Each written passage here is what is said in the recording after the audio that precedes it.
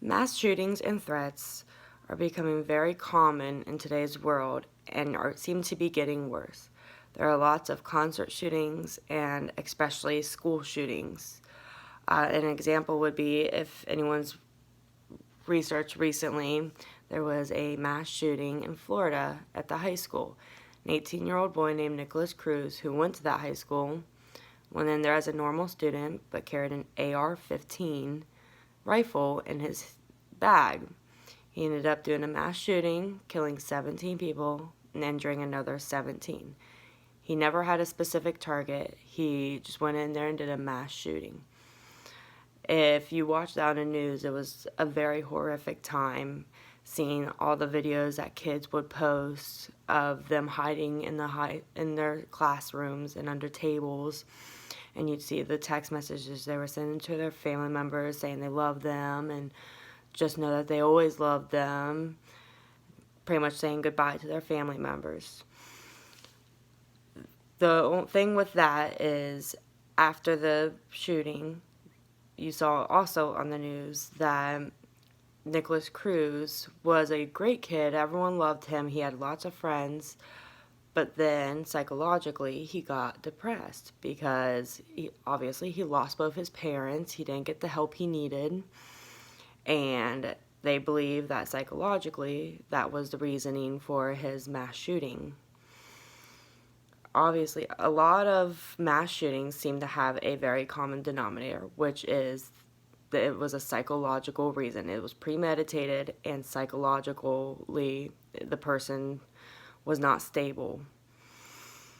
Many people say that teachers should have a gun and that will solve the problem. Well, no, that won't solve the problem, because what if the teacher is depressed or has some type of psychological issue, and so they end up doing a mass shooting? So I don't believe that would help at all. And others say that they should raise the gun age to 21. That really doesn't do anything, because someone 21 and over can do a mass shooting too. All that helps is to make sure a kid doesn't do it. I believe that people should have to have a strict mental evaluation before being able to carry a gun. I do not mean that I think that the government should just hand out a test, and if they pass the test, they get a gun. Woohoo. I think that they need to have several classes where they have to be evaluated by a therapist, and I think they need to do a background check on the mentality of their family in the past. For example, like if you have a mother that's depressed and she was medically reasoned as depressed, or if they have or maybe, children's services maybe been called several times because of an abusive family member or something in that nature, I think they should not be allowed to have a gun.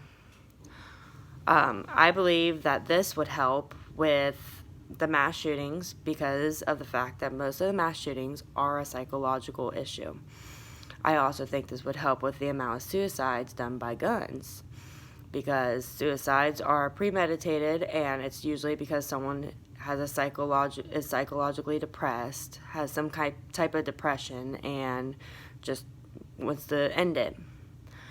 No, I do not believe that this will completely rule out all the deaths that ever happen. Obviously, there's self-defense. Things can happen, but I do think that this would reduce the deaths in the mass shootings in America. This issue is extremely important to me because of the amount of school shootings that we have been having recently, and the fact that I have a 3-year-old daughter that will be in preschool in the fall, and then she will be in middle school or in elementary school in 2 years. So I don't want to be like all the other parents and have to worry every single day whether I'm going to get text goodbye from my child, or if my child's going to be on a lockdown because of a mass shooting. Overall, I think that mass shootings have definitely become a serious issue in America and just keep getting worse. It feels like no one's really doing anything about it.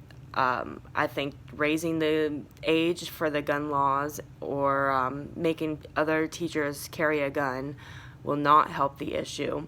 I think what will help the issue is doing a mental evaluation, no matter how much money it costs or how much resources it takes.